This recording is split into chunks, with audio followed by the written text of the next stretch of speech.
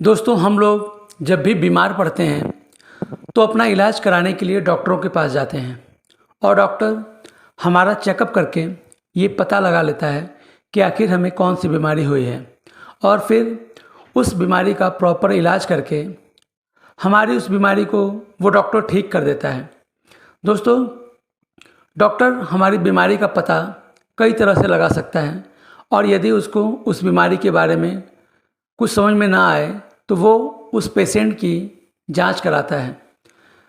और दोस्तों, यदि उस पेशेंट के ब्लड की जांच हो जाए तो उसके शरीर में कौन सा बैक्टीरिया या कौन सा वायरस या कौन सा माइक्रो ऑर्गेनिज्म प्रेजेंट है, इसको चेक करके पैथोलॉजिस्ट ये बता देते हैं कि इस व्यक्ति में, इस पेशेंट में आखिर कौन सा माइक्रो ऑर्गेनिज्म है, यानी कौन सा बैक्टीरिया या वायरस है जिसकी वजह से इस पेशेंट को ये बीमारी हुई है। दोस्तों, जब भी ब्लड का सैंपल या और भी कोई भी सैंपल जब पैथोलॉजिस्ट के पास जाता है तो पैथोलॉजिस्ट माइक्रोस्कोप में देख करके उस बैक्टीरिया या वायरस का पता लगाते हैं जिस वजह से उस पेशेंट में उस बीमारी का लक्षण दिखाई दे रहा है, या ये पता लगा लेते हैं कि इसके अंदर कौन सा बैक्टीरिया है जिसकी वजह से उसके अंदर ये बीमारी उत्पन्न हुई है। तो दोस्तों, माइक्रो ऑर्गेनिजम्स को देख करके ही उसके बॉडी में कौन सी बीमारी उत्पन्न हुई है इसका पता लगाया जा सकता है।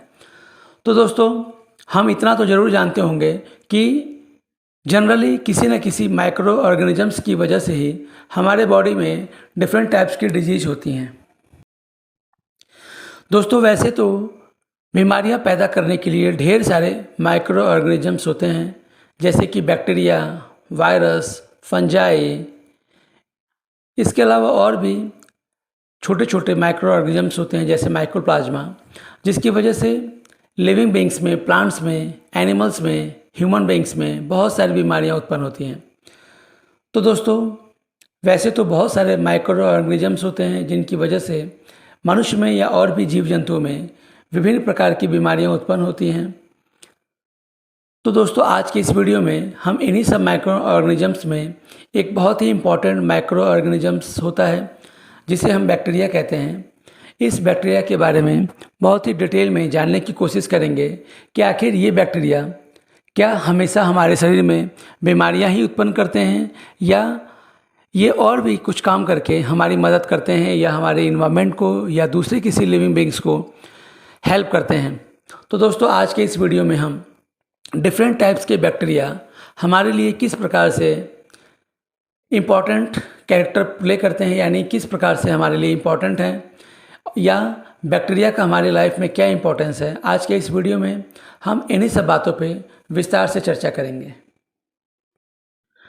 तो दोस्तों, आज का ये वीडियो बहुत ही ज़्यादा इंटरेस्टिंग होने वाला है क्योंकि आज के इस वीडियो में हम लोग इकोनॉमिक इम्पोर्टेंस ऑफ बैक्टीरिया यानी जीवाणुओं का आर्थिक महत्व के बारे में विस्तार से जानने की कोशिश करेंगे और ये जानने की कोशिश करेंगे कि क्या बैक्टीरिया हमारे लिए केवल हार्मफुल इफ़ेक्ट ही प्रभाव डालते हैं या इसका कोई यूज़फुल इफ़ेक्ट भी होता है। तो दोस्तों, चलिए आज के इस वीडियो में हम विस्तार से ये जानते हैं कि जीवाणुओं का आर्थिक महत्व क्या है, यानी इकोनॉमिक इम्पोर्टेंस ऑफ बैक्टीरिया। तो दोस्तों, चलिए स्टार्ट करते हैं आज का ये वीडियो। दोस्तों, वैसे तो बैक्टीरिया यूनिसेलुलर और माइक्रो ऑर्गेनिजम्स हैं, किंतु इनके द्वारा होने वाले लाभ एवं हानियाँ इतनी अधिक हैं कि प्रकृति में इन्होंने एक प्रमुख स्थान स्थापित कर लिया है। ये पेड़ पौधों व जंतुओं में अत्यंत घातक एवं विनाशकारी रोग उत्पन्न करते हैं। इसके विपरीत कई प्रकार के बैक्टीरिया मनुष्य के लिए अत्यधिक उपयोगी हैं। इनके द्वारा होने वाली हानियों व लाभों का अध्ययन हम विभिन्न प्रकार से कर सकते हैं। तो चलिए आज के इस वीडियो में हम जानते हैं इकोनॉमिक इम्पोर्टेंस ऑफ बैक्टीरिया। दोस्तों, यदि बात की जाए इकोनॉमिक इम्पोर्टेंस ऑफ बैक्टीरिया की, तो इकोनॉमिक इम्पोर्टेंस के आधार पर बैक्टीरिया दो तरह के हो सकते हैं, जिसमें से पहली कैटेगरी है हार्मफुल बैक्टीरिया यानी हानिकारक बैक्टीरिया और दूसरी कैटेगरी है यूजफुल बैक्टीरिया यानी लाभदायक बैक्टीरिया की। तो दोस्तों, आगे की इस वीडियो में हम इन दोनों प्रकार के बैक्टीरिया यानी हार्मफुल बैक्टीरिया और यूजफुल बैक्टीरिया के बारे में डिटेल में स्टडी करेंगे। तो चलिए सबसे पहले जानते हैं हार्मफुल बैक्टीरिया यानी हानिकारक बैक्टीरिया के बारे में। दोस्तों, बैक्टीरिया मनुष्य व अन्य जंतुओं तथा पादपों में अनेक रोगों के लिए उत्तरदायी हैं। इसके अतिरिक्त ये भूमि को ऊसर बनाते हैं और भोजन को सड़ाकर खाने के अयोग्य बना देते हैं। तो दोस्तों, हार्मफुल बैक्टीरिया की एक ऐसी कैटेगरी होती है जो बहुत सारे जीव जंतुओं में यानी मनुष्यों में, इसके अलावा बहुत सारे एनिमल्स में और इसके अलावा बहुत सारे प्लांट्स में अनेकों प्रकार के रोग उत्पन्न कर देते हैं। और इन रोगों की वजह से ये लिविंग बींग्स बहुत सारी बीमारियों से प्रभावित हो जाते हैं। उनकी बॉडी ग्रोथ सही से नहीं करती है या उनके बॉडी के फंक्शंस, बॉडी के ऑर्गन सही से परफॉर्म नहीं कर पाते हैं। तो दोस्तों, हार्मफुल बैक्टीरिया मनुष्यों में, जीव जंतुओं में और यहाँ तक कि पेड़ पौधों में भी बहुत सारे डिफरेंट टाइप्स के डिजीज़ उत्पन्न करते हैं। तो दोस्तों, हार्मफुल बैक्टीरिया एक बहुत बड़ी कैटेगरी होती है, एक बहुत बड़ी माइक्रो ऑर्गेनिजम्स की कैटेगरी है, जिसमें बहुत सारे बैक्टीरिया ऐसे होते हैं जो कि ह्यूमन बींग्स में और इसके साथ साथ तमाम एनिमल्स जैसे काऊ, बफेलो, डॉग, हॉर्स या और भी बहुत सारे एनिमल्स जितने भी हैं इस धरती पे, उन सभी में या इनके अलावा जितने भी प्लांट्स इस धरती पे मौजूद हैं उन सब में भी ये बहुत सारे डेंजरस डिजीज़ उत्पन्न करते हैं।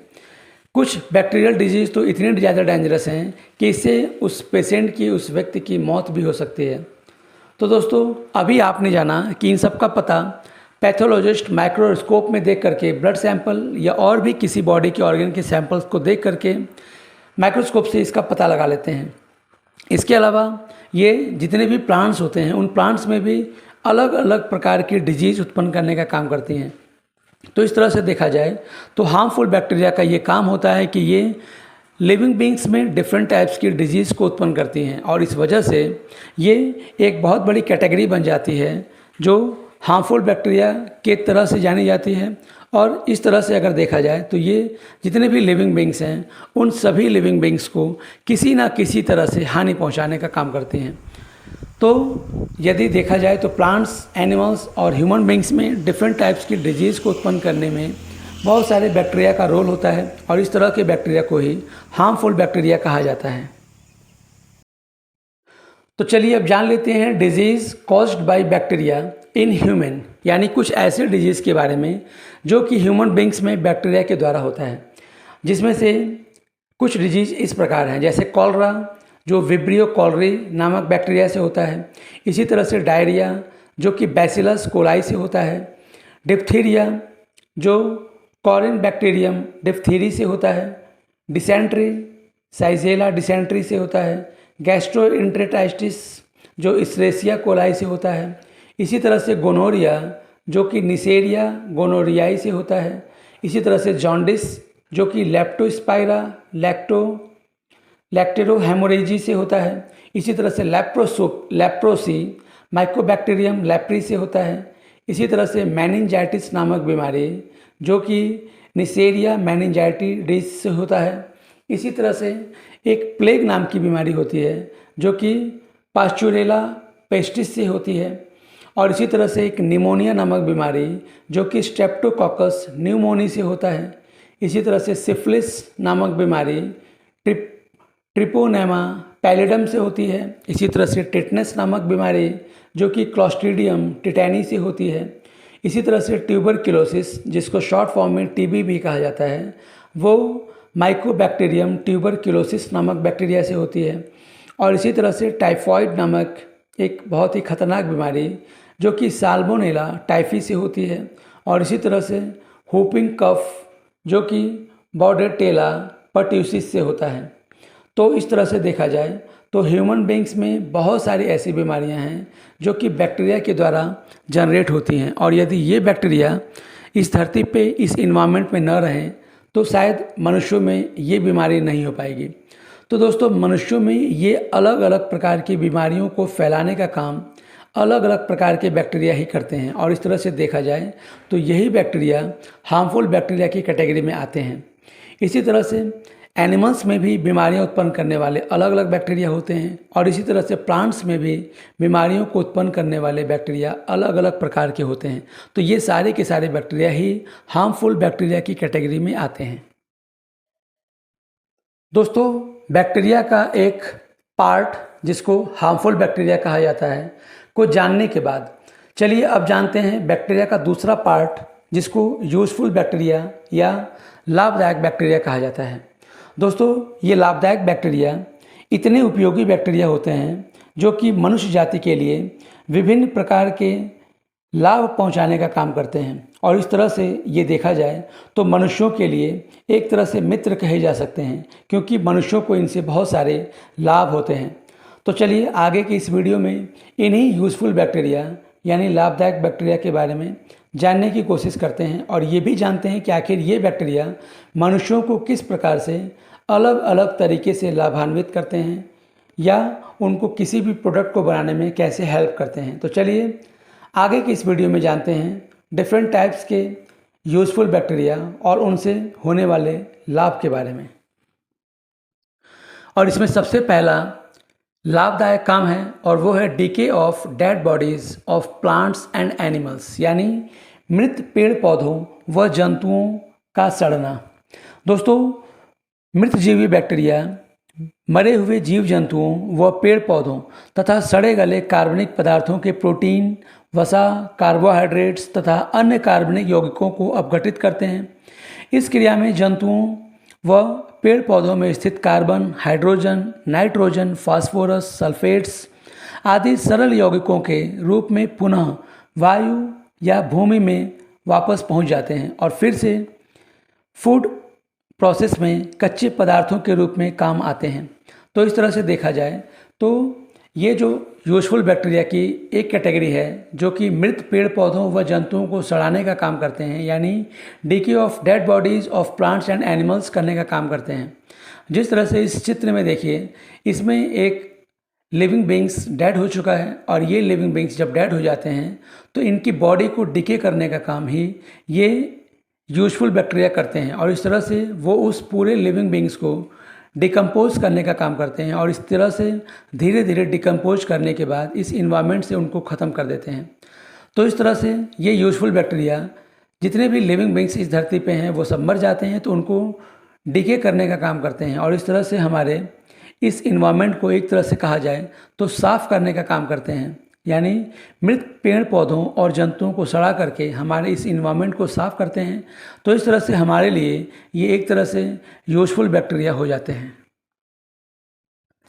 इसी तरह से जानते हैं एक और दूसरे यूजफुल बैक्टीरिया के बारे में जो यूज आते हैं सॉइल फर्टिलिटी यानी भूमि की उर्वरता शक्ति को बढ़ाने में। दोस्तों, बैक्टीरिया हमारी इस मिट्टी की उपजाऊ शक्ति को बनाए रखने एवं उसमें वृद्धि करने में सहायता करते हैं और ये 3 प्रकार के होते हैं, जिसमें से पहली कैटेगरी है अमोनिफाइंग बैक्टीरिया यानी अमोनिकारक बैक्टीरिया की। दूसरी कैटेगरी होती है नाइट्रीफाइंग बैक्टीरिया की जिसको नाइट्रिकारी बैक्टीरिया कहा जाता है और इसी तरह से तीसरी कैटेगरी है और वो है नाइट्रोजन फिक्सिंग बैक्टीरिया जिसको नाइट्रोजन का स्थिरीकरण करने वाले बैक्टीरिया कहते हैं। तो दोस्तों, ये तीनों प्रकार के बैक्टीरिया यानी अमोनिफाइंग बैक्टीरिया, नाइट्रीफाइंग बैक्टीरिया और नाइट्रोजन फिक्सिंग बैक्टीरिया एक तरह से देखा जाए तो ये हमारे सॉइल की फर्टिलिटी को इंक्रीज़ करने का काम करते हैं और हमारी भूमि की उपजाऊ शक्ति को बढ़ाने का काम करते हैं। दोस्तों, पेड़ पौधों को विभिन्न प्रकार के माइक्रोन्यूट्रिएंट्स चाहिए और ये माइक्रोन्यूट्रिएंट्स उनको सॉइल से मिलता है क्योंकि सॉइल से ही वो रूट्स के थ्रू उसको एब्जॉर्ब कर लेते हैं। लेकिन जब ये सॉइल में ये माइक्रोन्यूट्रिएंट्स नहीं रहेंगे तो उन प्लांट्स को नहीं मिल पाएंगे। तो इन प्लांट्स को लेने में यही तीनों प्रकार के बैक्टीरिया हेल्पफुल होते हैं। तो ये दोस्तों, ये तीनों प्रकार के जो बैक्टीरिया होते हैं वो हमारी मिट्टी की उपजाऊ शक्ति को बढ़ाते हैं और इस तरह से ये हमारे प्लांट्स के लिए बहुत हेल्पफुल होते हैं, जिसमें से पहली कैटेगरी होती है जो अमोनिफाइंग बैक्टीरिया कहलाते हैं। इनका काम ये होता है कि ये हमारे जितने भी गंध वाले बैक्टीरिया, ये जीव जंतु व पेड़ पौधों के जो प्रोटीन्स होते हैं और उनके जो वेस्ट प्रोडक्ट्स होते हैं उनको एमिनो एसिड्स में तोड़ देते हैं। यानी उनके अंदर जो भी प्रोटीन होता है उनको अमीनो एसिड्स में तोड़ देते हैं और अमीनो अम्ल अमोनिकारी बैक्टीरिया यानी अमोनिफाइंग बैक्टीरिया द्वारा अमोनिया में टूट जाते हैं। अमोनिया मिट्टी में स्थित सॉल्ट्स के साथ मिलकर अमोनियम सॉल्ट्स बनाती हैं। इस क्रिया को अमोनिफिकेशन या अमोनीकरण कहा जाता है। तो इस तरह से अमोनिफाइंग बैक्टीरिया हमारे सॉइल की फर्टिलिटी को इंक्रीज करने का काम करते हैं। इसी प्रकार इन बैक्टीरिया की जो दूसरी कैटेगरी होती है और वो होती है नाइट्रीफाइंग बैक्टीरिया यानी नाइट्रिकारी बैक्टीरिया के। दोस्तों, ये नाइट्रीफाइंग बैक्टीरिया दो प्रकार के होते हैं, नाइट्रोसोमोनास तथा नाइट्रोबैक्टर। नाइट्रोसोमोनास नामक नाइट्रीफाइंग बैक्टीरिया अमोनिया के लवणों को यानी अमोनिया के सॉल्ट्स को नाइट्रस एसिड में कन्वर्ट कर देते हैं। नाइट्रस एसिड क्षारीय यौगिकों के साथ रिएक्शन करके KNO2 यानी पोटेशियम नाइट्रेट बनाता है। इसी तरह से जो दूसरी कैटेगरी है और वो है नाइट्रोबैक्टर की। ये नाइट्रोबैक्टर बैक्टीरिया नाइट्राइट्स का ऑक्सीकरण करके नाइट्रेट्स बनाते हैं, यानी नाइट्राइट्स को नाइट्रेट्स में कन्वर्ट कर देते हैं। नाइट्रेट्स पौधों की जड़ों द्वारा अवशोषित कर लिए जाते हैं। अमोनियम सॉल्ट से नाइट्रेट्स बनाने की क्रिया को नाइट्रिफिकेशन या नाइट्रीकरण कहा जाता है। तो इस तरह से ये बैक्टीरिया भी सॉइल की फर्टिलिटी को इंक्रीज करने का काम करते हैं। इसी तरह से इन बैक्टीरिया की जो तीसरी कैटेगरी है और वो है नाइट्रोजन फिक्सिंग बैक्टीरिया यानी नाइट्रोजन का स्थिरीकरण करने वाले बैक्टीरिया। दोस्तों, मिट्टी में रहने वाले कुछ बैक्टीरिया वायुमंडल की नाइट्रोजन को नाइट्रोजन कंपाउंड्स में कन्वर्ट कर देते हैं। इस क्रिया को ही नाइट्रोजन फिक्सेशन कहते हैं। एजोटोबैक्टर तथा क्लॉस्ट्रीडियम नामक बैक्टीरिया की कुछ जातियां मिट्टी के कणों के बीच स्थित वायु की नाइट्रोजन का फिक्सेशन करके नाइट्रोजनस ऑर्गेनिक कंपाउंड्स बनाते हैं और इस प्रकार भूमि को उपजाऊ बनाए रखते हैं। दोस्तों, कुछ सिम्बायोटिक बैक्टीरिया यानी सहजीवी बैक्टीरिया जैसे बैसिलस रेसिडिकुलस यानी बैसिलस रेडिसिकोला मटर, सेम, मेथी, चने इत्यादि में यानी लेग्यूमिनस कुल के पौधों की जड़ों में नोड्यूल्स बनाकर रहते हैं। प्रत्येक नोड्यूल्स में लाखों की संख्या में बैक्टीरिया रहते हैं। ये बैक्टीरिया स्वतंत्र नाइट्रोजन का फिक्सेशन करके उसको नाइट्रोजन युक्त कार्बनिक यौगिकों यानी नाइट्रेट्स में कन्वर्ट कर देते हैं, जिनका उपयोग न केवल बैक्टीरिया करते हैं अपितु पोषक पौधों द्वारा भी लिया जाता रहता है। लेग्यूम फसल के कटने पर जड़ों की नोड्यूल्स भूमि में रह जाती हैं और इस प्रकार भूमि उपजाऊ बनी रहती है। अब इस भूमि में गेहूं आदि की फसल बोने पर अच्छी फसल होती है, किंतु गेहूं की फसल के बाद भूमि की उपजाऊ शक्ति कम हो जाती है। अतः मटर, मेथी, चने आदि की फसल बोने पर भूमि फिर से उपजाऊ हो जाती है।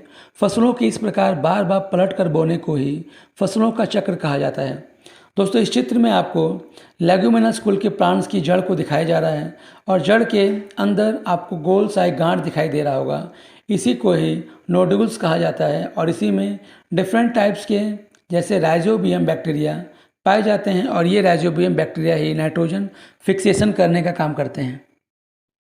इसी प्रकार यूजफुल बैक्टीरिया की एक और बहुत इंपॉर्टेंट बैक्टीरिया की कैटेगरी है और वो जो काम करते हैं वो करते हैं सीवेज डिस्पोजल यानी मल निर्यास करने में।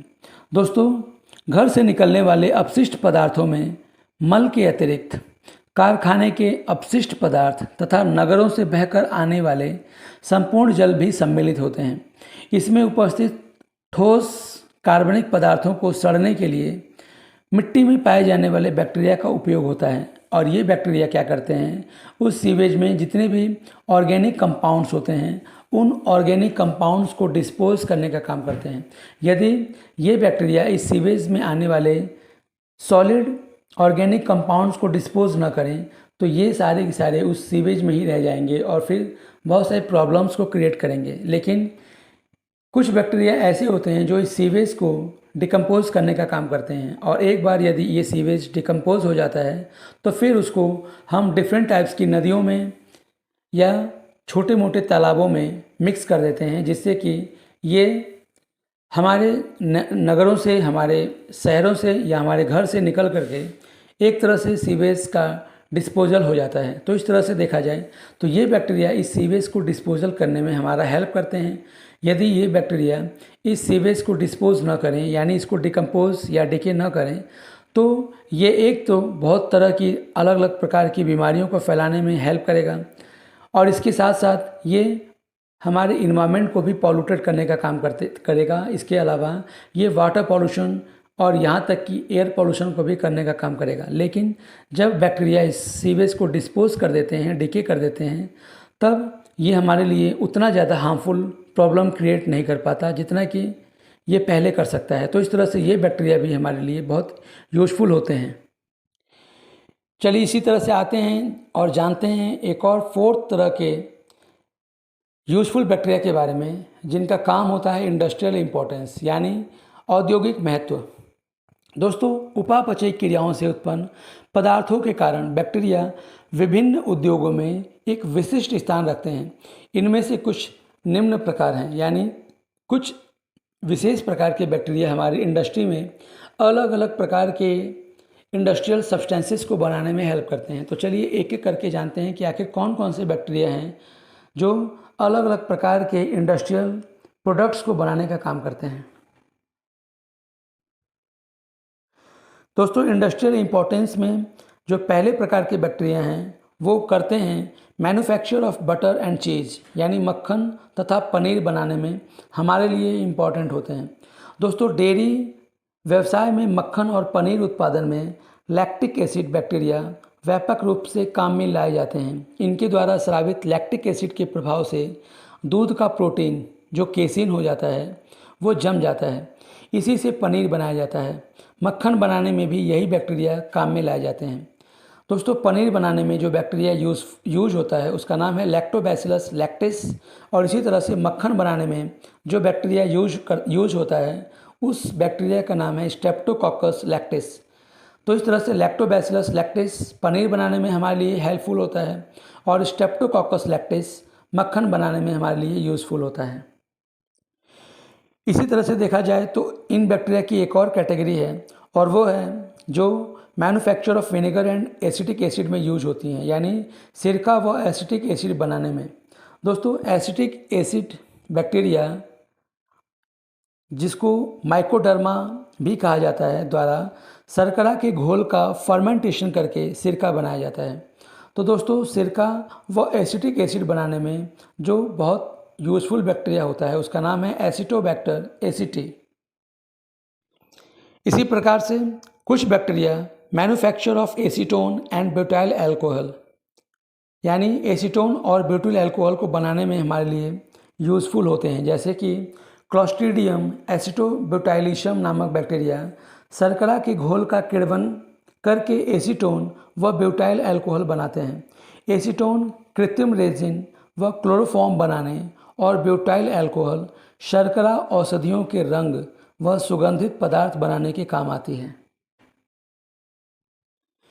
इसी प्रकार से एक और कैटेगरी है जो बैक्टीरिया यूज़ होते हैं, और वो है curing of T and tobacco leaves, यानी चाय तथा तंबाकू की पत्तियों को पकाने में। दोस्तों, कुछ बैक्टीरिया चाय व तंबाकू की पत्तियों पर फर्मेंटेशन करके उनमें विशेष प्रकार की सुगंध व स्वाद उत्पन्न कर देते हैं। इसी प्रकार की कॉफ़ी व कोको के उत्पादन की विधि में भी बैक्टीरिया काम में लाए जाते हैं। कोको में चॉकलेट का स्वाद बैक्टीरिया के फर्मेंटेशन की क्रिया के कारण ही होता है। दोस्तों, माइक्रोकोकस कैंडिएडेंस चाय उद्योग में काम आता है, और इसी तरह से बैसिलस मेगाथीरियम माइक्रोकोकस तंबाकू के उद्योग में काम आता है, यानी तंबाकू की पत्तियों को फर्मेंट करने में काम आता है, और चाय की पत्तियों को फर्मेंट करने में माइक्रोकोकस नामक बैक्टीरिया हेल्पफुल होते हैं। इसी तरह से एक और इंडस्ट्रियल यूज होता है बैक्टीरिया का, और वो है रैटिंग ऑफ हैम्प, यानी जूट व पटसन बनाना। दोस्तों, पटुआ या जूट के पौधों के रेशों को अलग करने के लिए इन्हें किसी पानी की हौज में रख दिया जाता है। बैक्टीरिया की प्रतिक्रिया के कारण फ्लोएम के रेशे तने के अन्य ऊतकों से अलग हो जाते हैं। इन रेशों का प्रयोग रस्सी व अन्य कई प्रकार का सामान बनाने में किया जाता है, और इस काम में जो बैक्टीरिया यूज़ किया जाता है उस बैक्टीरिया का नाम है क्लोस्ट्रीडियम ब्यूटाइलिशम, यानी पटुआ और जूट के पौधों के रेशों को अलग करने के लिए ये बैक्टीरिया यूज़ किया जाता है। इसी तरह से बैक्टीरिया का एक और इंडस्ट्रियल यूज़ है और वो है टैनिंग ऑफ लेदर, यानी चमड़ा बनाने में। दोस्तों, पशुओं की खाल से चमड़ा बनाने में भी कुछ बैक्टीरिया काम में आते हैं। इस क्रिया में खाल को बड़े बड़े हौजों में सड़ने दिया जाता है। बैक्टीरिया एंजाइम स्रावित करते हैं, जिनकी रिएक्शन के कारण खाल में से बाल व मांस आदि गल कर निकल जाते हैं और खाल मुलायम पड़ जाती है। और फिर इस चमड़े के द्वारा विभिन्न प्रकार के सामान जैसे कि बेल्ट, बैग, जैकेट, पर्स, जूते और भी बहुत सारे प्रोडक्ट्स बनाए जाते हैं। और यदि ये बैक्टीरिया चमड़े को न बनाए, यानी टैनिंग ऑफ लेदर की प्रोसेस न करें, तो शायद चमड़े से ये डिफरेंट टाइप्स के प्रोडक्ट नहीं बन पाएंगे। इसी तरह से बैक्टीरिया का एक और इंडस्ट्रियल इम्पोर्टेंस है और वो है मेकिंग कर्ड फ्रॉम मिल्क, यानी दूध से दही बनाना। दोस्तों, दूध से दही बनाने में भी कई तरह के बैक्टीरिया इंपॉर्टेंट रोल प्ले करते हैं, जिसमें से सबसे प्रमुख है लैक्टोबैसिलस बैक्टीरिया और इसी तरह से एक और कैटेगरी है स्ट्रेप्टोकोकस लैक्टिस, यानी ये दोनों बैक्टीरिया दूध को दही में कन्वर्ट करने का काम करते हैं। यानी यदि ये बैक्टीरिया इन्वायरमेंट में न रहें तो शायद दूध से दही नहीं बन पाएगा। इसी तरह से बैक्टीरिया का एक और इम्पॉर्टेंट रोल होता है सिलेज मेकिंग में, यानी सिलेज का बनाना में। दोस्तों, सिलेज एक विशेष प्रकार का चारा होता है जो दूध बढ़ाने के लिए दूध देने वाले मवेशियों को दिया जाता है। इसमें लैक्टोबैसिलस बैक्टीरिया काम आते हैं। क्लोवर, अल्फा व ओट के पौधों के बंडल बांधकर इन बैक्टीरिया द्वारा फर्मेंटेशन करने दिया जाता है। फर्मेंटेशन के फलस्वरूप चारे में लैक्टिक एसिड बनता है जो इन मवेशियों का दूध बढ़ाने में सहायक होता है। तो इस तरह से सिलेज बनाने में भी लैक्टोबैसिलस नामक बैक्टीरिया हेल्पफुल होता है। और इसी तरह से बैक्टीरिया का एक और मेडिसिनल इम्पॉर्टेंस होता है, यानी औषधि महत्व होता है। दोस्तों, कुछ बैक्टीरिया अत्यधिक महत्वपूर्ण औषधियाँ व विटामिन बनाने के काम आते हैं। फंजाई की तरह कुछ बैक्टीरिया ऐसे पदार्थ बनाते हैं जो रोग पैदा करने वाले बैक्टीरिया की उत्पत्ति को रोकते हैं और उनको नष्ट भी करते हैं। ये पदार्थ एंटीबायोटिक्स कहलाते हैं। स्ट्रेप्टोमाइसिन, ओरियोमाइसिन तथा टेरामाइसिन इसी प्रकार के पदार्थ हैं जो बैक्टीरिया द्वारा उत्पन्न निमोनिया, डिप्थीरिया, तपेदिक, टाइफॉइड आदि घातक रोगों में अत्यंत लाभदायक सिद्ध होते हैं। कुछ बैक्टीरिया के एंटीजेंस चेचक, हैजा व अन्य रोगों के वैक्सीन बनाने में भी काम आते हैं। तो इस तरह से कई सारे बैक्टीरिया मेडिसिनल इम्पोर्टेंस यानी औषधि महत्व भी रखते हैं, जिससे कि विभिन्न प्रकार के एंटीबायोटिक्स और वैक्सीन बनाई जाती हैं।